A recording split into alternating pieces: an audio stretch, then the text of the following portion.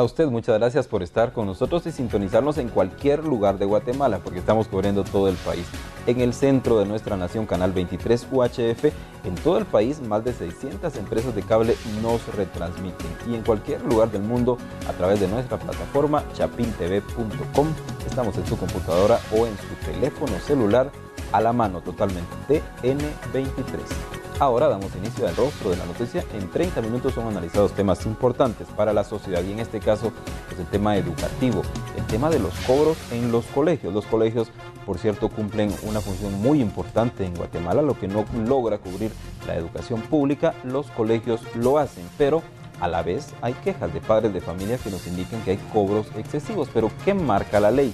¿Qué pueden los colegios cobrar y qué no? ¿Qué comprobantes deben darle a usted? Hoy vamos a conocer muchos detalles. Tenemos dos invitados en este set. En primera instancia tenemos a la licenciada Diana Brown, quien es directora ejecutiva de la Asociación de Colegios Privados. Bienvenida. Muchísimas gracias por invitarme. A usted por estar con nosotros. Y también tenemos al licenciado Abner Paredes, defensor de la juventud de la Procuraduría de los Derechos Humanos. Bienvenido. Muchísimas gracias por la invitación. Porque ahí cursan muchas de las denuncias los guatemaltecos, así que iniciamos de inmediato. Los colegios, ¿en qué se basan? ¿Cuál es la ley que les respalda para hacer estos cobros, licenciada? El año pasado, en febrero, se pasaron dos nuevos acuerdos que ahora son que regulan las cuotas educativas. El primero es el 36-2015, donde ya todos los colegios que necesitaban aumentar sus cuotas, porque muchos colegios tenían cuotas aprobados desde 1900, etcétera, etcétera, ahora se les dio la oportunidad de actualizar las cuotas de una manera razonada con 4 aspectos puntuales de formación docente, de infraestructura, de cómo usan lo que son las evaluaciones internas y externas y lo que son sus proyecciones. Entonces los colegios, los centros educativos privados, con fotografías y con letras, tenían que en 2000 caracteres explicar cómo es la mística de su institución y el porqué de sus cobros. Esa papelería ya ha ingresado al Ministerio de Educación, hay una comisión especial que lo analiza y aprueba las cuotas. De aquí en adelante regresamos a la normativa del 1202, que es que nos podemos aumentar las cuotas de hasta un 15% cada 3 años. Esa es la normativa que ahorita está vigente. Esta actualización de cuotas está vigente también, perdone la redundancia, hasta agosto de este año, porque se le dio un plazo de 18 meses y fue publicado el 4 de febrero del año pasado. Entonces los colegios que no han aumentado su cuota autorizada todavía están en ese procedimiento y tienen hasta esa fecha para poderlo hacer. Gracias. Entonces, licenciado Abner, ¿cuáles son las denuncias más recurrentes que reciben ustedes? Bueno, básicamente las denuncias que ingresan en la institución precisamente es que se establece algún nivel de cuota, digamos, que va desde mensualidades, que es lo normal, o un cobro por inscripción y posteriormente cuotas, que normalmente abarcan los 12 meses. Sin embargo, a veces no se hace explícita esa situación y se cobra el mes de noviembre y diciembre, que sigue corriendo, digámoslo así, como una cuota que se debe pagar. Sin embargo, muchos padres, muchas veces también es importante plantear, no leen la documentación en los convenios que están suscribiendo y que muchas veces digamos, no quieren cubrir, digamos, ese compromiso que se ha hecho. En tal sentido, nosotros damos el acompañamiento debido también y tratamos de mediar cuando es necesario. Sin embargo, hay otra área que va más allá del cobro de la inscripción o las mensualidades, que normalmente son las denuncias más frecuentes que tenemos, que tiene que ver con el tema de la obligatoriedad de comprar útiles escolares o uniformes en algunos centros educativos. Y es ahí donde viene algún nivel de inconformidad de los padres y madres de familia en relación a esa obligatoriedad, la cual es ilegal. Digamos, los padres de familia pueden elegir el lugar en donde desean poder comprar los útiles escolares, recordando que en ese sentido hay muchos lugares en donde pueden encontrar con un menor costo, digamos.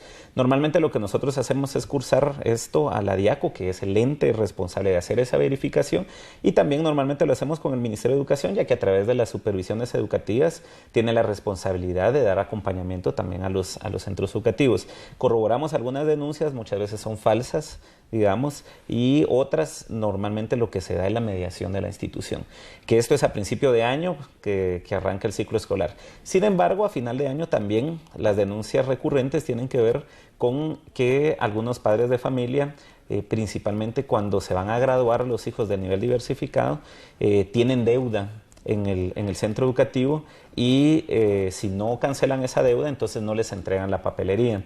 Sin embargo, esta situación es ilegal, ya que la misma Convención de Derechos del Niño establece, la Ley de Protección Integral de Niñez y Adolescencia establece que cuando se da una situación de esta naturaleza no se puede retener la papelería, no se puede violentar en este sentido al niño o el adolescente, y se tiene que recurrir normalmente a un procedimiento en donde se establece algún convenio de pago para el mismo.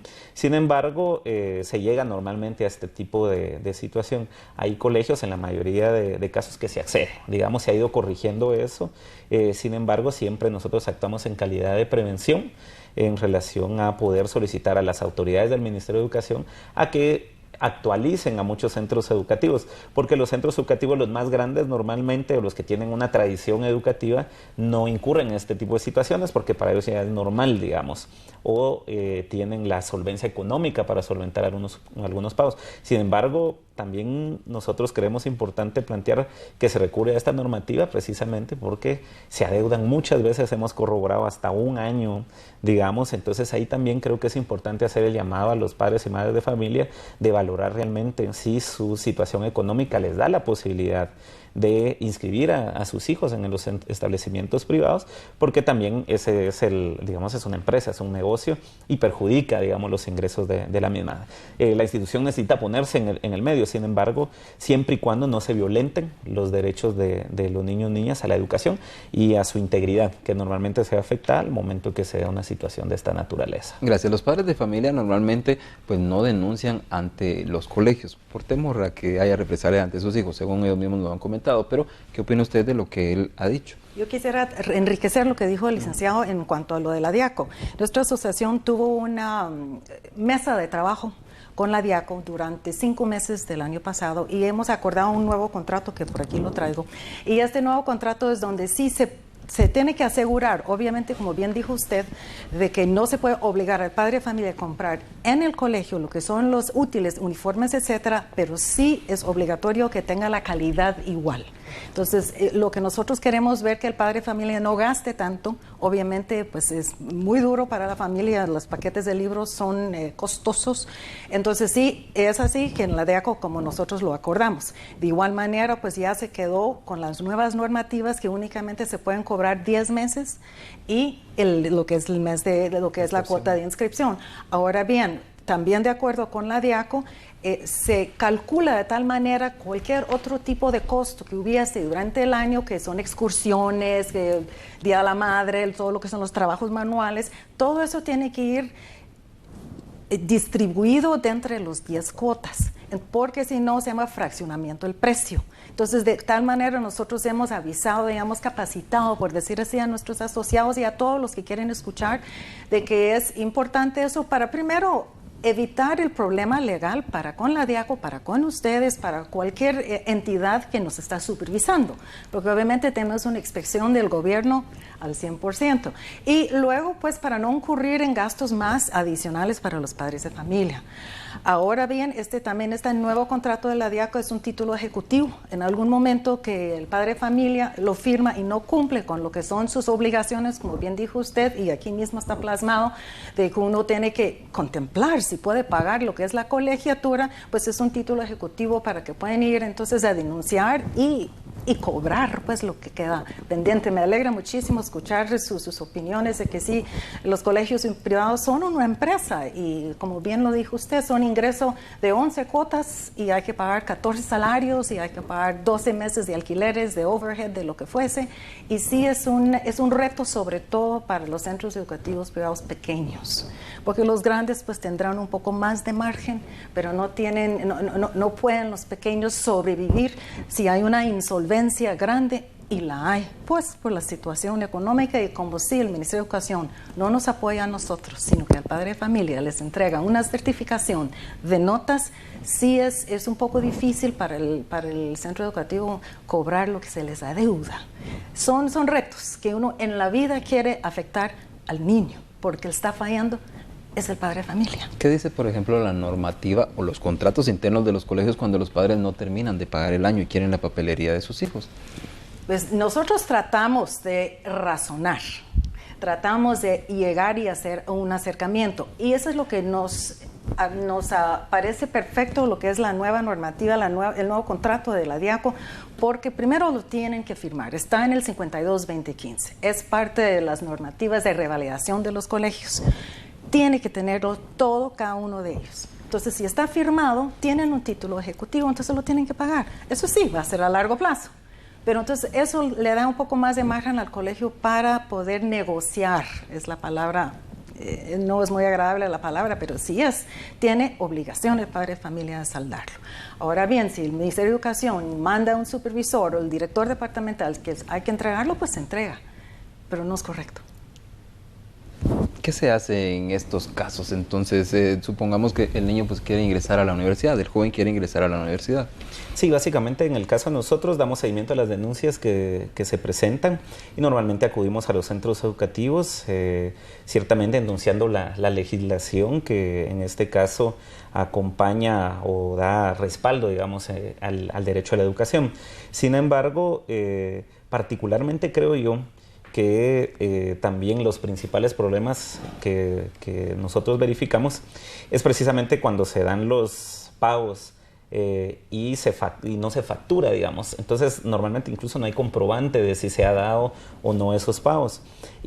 O no son pagos por concepto, digamos, ya sea de inscripción o mensualidad, sino por útiles, por uniformes, etcétera. Y ciertamente los centros educativos no pueden hacer otro tipo de facturación porque ese es el servicio que están prestando. Y entonces hay confusiones muchas veces de esto. Sin embargo, por eso nosotros insistimos en que la DIACO la que tiene que verlo, el Ministerio de Educación tiene que verificarlo, actualizar las políticas y me parece muy bien que se ha venido haciendo este proceso de actualización. Sin embargo, creo yo que debe de haber un proceso también por parte de las autoridades del Ministerio de Educación permanente de sensibilizar o de informar a los padres de familia en los centros educativos, digamos, de esta normativa, porque muchas veces también hemos preguntado a los padres de familia y no conocen la documentación, aducen que no conocen la documentación que han firmado. Entonces ahí el llamado de nosotros siempre es preventivo, digamos, es necesario que se informen, que lean como se dice, a las letras más chiquitas, que son las cláusulas que muchas veces no se leen, pero que establece precisamente cuáles son esas obligaciones. Sin embargo, nosotros finalmente, nuestro mandato es apelar precisamente a que se respete, que en ningún momento se dé un nivel de vulnerabilidad de la educación o el derecho a la educación. Sin embargo, ciertamente hemos verificado que lamentablemente donde se reincide es en esos colegios pequeños, como se les denomina de patio muchas veces, que son muy pequeños, no tienen la capacidad de incluso solvencia económica para mantener salarios de sus trabajadores y que son en donde se da este tipo de prácticas. Esto, digamos, es el Ministerio de Educación el que tiene que constantemente estar viendo, para eso son las supervisiones, precisamente para que esta situación no se dé y que se pueda gozar, de hecho, el derecho a la educación en su más alto grado de goce, porque precisamente es en estos colegios en donde no tienen la solvencia para contratar a todos los maestros, las cuotas son bastante altas muchas veces y la calidad educativa es deficiente. Entonces eso ya no nos corresponde a nosotros, digamos, valorarlo, sino es el mismo Ministerio de Educación, cómo incrementar en base a lo que se decía, esa actualización, a esa posibilidad de vender, digamos, la idea de cómo la calidad educativa de mi centro corresponde con lo que yo estoy cobrando, ¿verdad? Y eso hay que insistir en relación al derecho a la educación. Gracias, licenciado. Volveremos con su respuesta en el siguiente bloque. En este momento vamos a la pausa. Está muy interesante el tema, entonces, conociendo los problemas que afrontan los padres de familia que quedan en medio. Entonces, si tienen cobros excesivos de los colegios, cómo denunciar y dónde denunciar. Ahora volvemos y le decimos.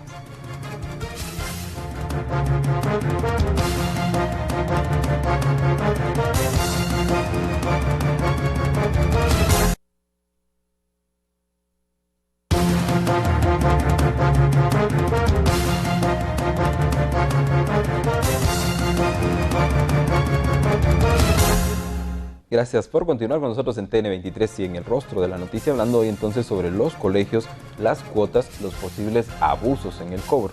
Bueno, vamos a saber qué siguen diciendo nuestros invitados. Nos acompaña la licenciada Diana Brown, presidenta o directora ejecutiva de la Asociación de Colegios de Guatemala, y también el licenciado Abner Paredes, defensor de la juventud de la Procuraduría de los Derechos Humanos. Nos quedamos con el derecho de respuesta para usted y también que en esta misma respuesta nos deje en claro entonces cuánto puede aumentar las cuotas de un colegio, suponiendo una base de 100 quetzales, cada cuántos años y qué porcentaje. Muy bien. Regresemos primero a lo que son las ventas paralelas, digamos de esa manera, porque la mayoría de los centros educativos privados tienen algún tipo de empresa paralela, valga la redundancia, para poder cobrar, porque todo lo que son libros, lo que son uniformes, lo que es transporte, tiene que ir facturado. El licenciado tiene razón, eso no lo puede cobrar el colegio, sino que tiene que ser otra entidad que lo cobra. Y entonces la SAT es la que ahí tiene que estar supervisando qué es el cumplimiento con ese tipo de normativa. Generalmente llegan en enero un grupo tripartito, tanto como DIACO, Ministerio de Trabajo y también Ministerio de Educación, para verificar la SAT, también para verificar todos los procedimientos que estén en orden. Este oficio que ellos llegan a verificar eso. Entonces el padre de familia tiene que sí tener factura para lo que paga aparte y reciba autorizado para lo que es su cuota. Ahora bien, en cuanto a los contratos y los convenios, lo que es el contrato de adhesión de la DIACO, tiene el colegio que darle una copia a cada padre de familia. Entonces lo tiene que leer. No hay marcha atrás. Y si no se lo dan, que lo pida. Y si no se lo dan tampoco, que denuncie. Es que así tiene que ser, porque esa es parte de sus derechos del padre y también el derecho del colegio, que sabe hasta dónde puede llegar el colegio, igualmente los convenios privados. Ahora bien, si ahora teníamos 100 quetzales en el año 1990 aprobado, pero yo estoy cobrando ahorita 800, pero yo sé que aquí entre 3 años voy a necesitar 1000. Ahorita lleno mi formulario, que se llena en línea, que es bastante transparente el procedimiento con los 4 aspectos que habíamos hablado, los criterios. Se llena, se envía y me lo aprueban. Bien, yo continúo cobrando mis 800 porque es lo que yo necesito, pero tengo mi techito para llegar a los 1000. No quiere decir que los vaya a cobrar, pero aquí hasta el año 2018 puedo volver a pedir un aumento y ese aumento no puede ser más del 15%. Entonces serían 1,150.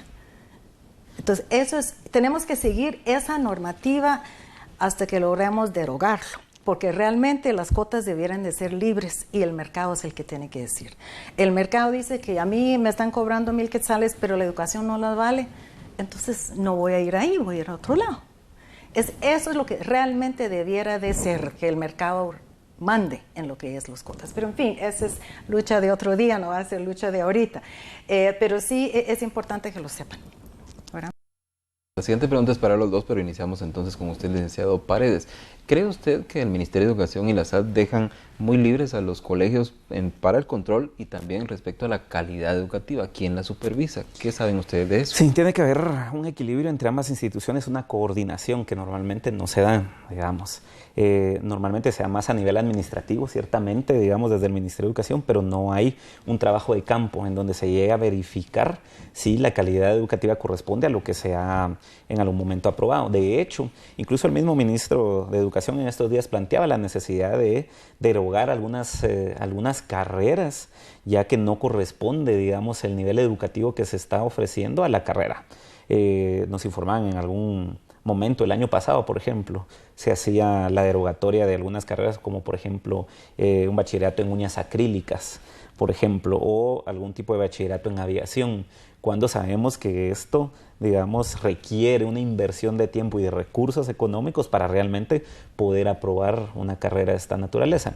Entonces ahí debe de haber un criterio en relación a la calidad educativa por un lado, pero por el otro lado las condiciones que el centro educativo está ofreciendo en relación a los maestros que estén capacitados, etcétera, y ciertos requerimientos que se deberían de llenar. Y por el otro lado, el tema de los impuestos, finalmente, o de la facturación, va de la mano en ello. Porque de una u otra forma también muchas veces los padres de familia incumplen, digamos, con esos pagos. La empresa no puede solventar los gastos que necesita el pago de maestros, etcétera. Pero entonces como habría que hacer como una balanza en relación a esa solvencia económica que se tiene para poder realmente responder a lo que se está ofreciendo al inicio, pero ahí es una corresponsabilidad, tanto del centro educativo como de los padres de familia.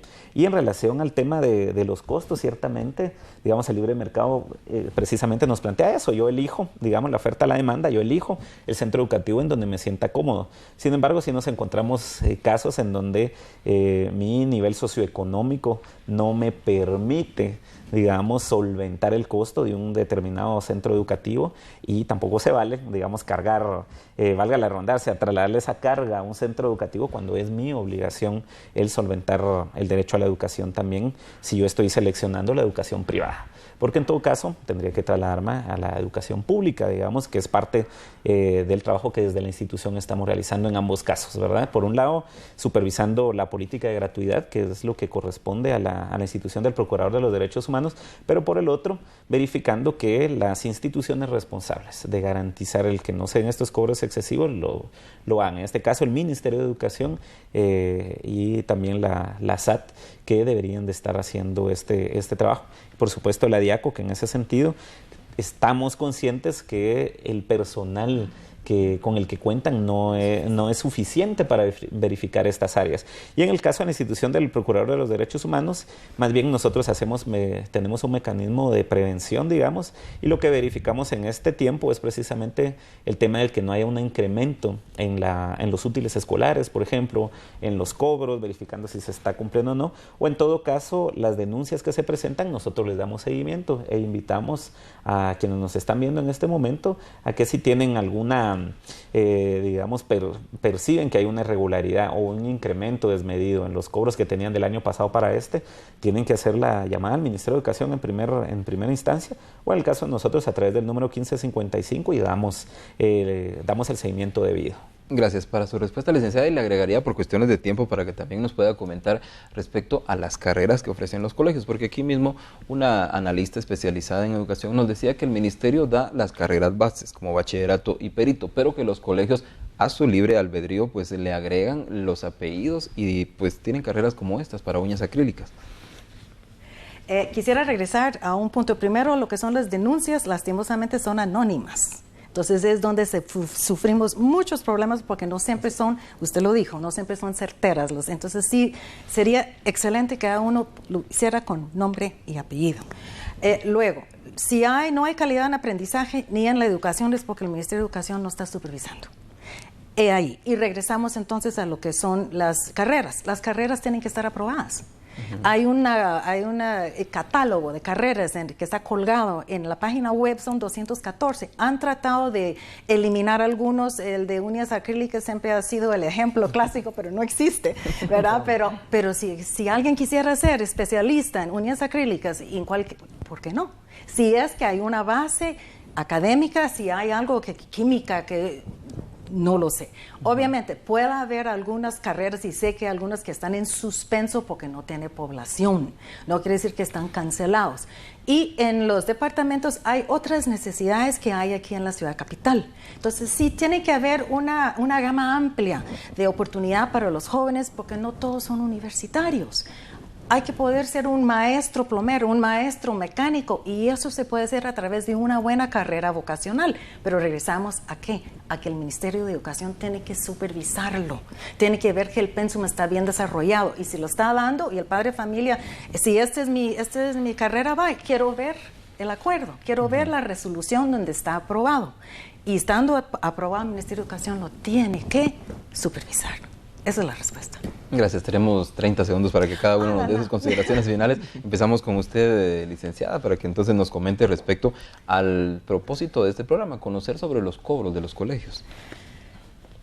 Bueno, como hay buenos colegios, hay malos colegios, unos cobran de más, otros cobran de menos, igual que los hospitales, igual que cualquier otra empresa que preste servicios. Obviamente uno cobra lo que cree que es justo para los gastos que está solventando, pero si es excesivo y no hay lo que uno cree que se debiera estar recibiendo, es de hablarlo. Primero hablemos con las personas que están ahí, y si no, pues los caminos están claros. Pero sí, la educación es socio tácito con el Ministerio de Educación Privada, socio tácito con el Ministerio de Educación, con la educación pública, y verdaderamente rescata la tarea. Si no hubiera educación privada, no hubiera educación en este país. En 15 segundos más que le daré a usted, licenciada, ¿qué pasa con los alumnos de los colegios que cierran a medio año? Hay muchos casos. Ahí el Ministerio de Educación tiene una normativa que si tiene que terminar ese colegio el año escolar. Eso está en la ley. Ellos tienen que velar de que ellos terminan y ya cuando finalizan, aunque sea que ese colegio queda operando con pérdida, tiene que seguir así porque la obligación es el alumno.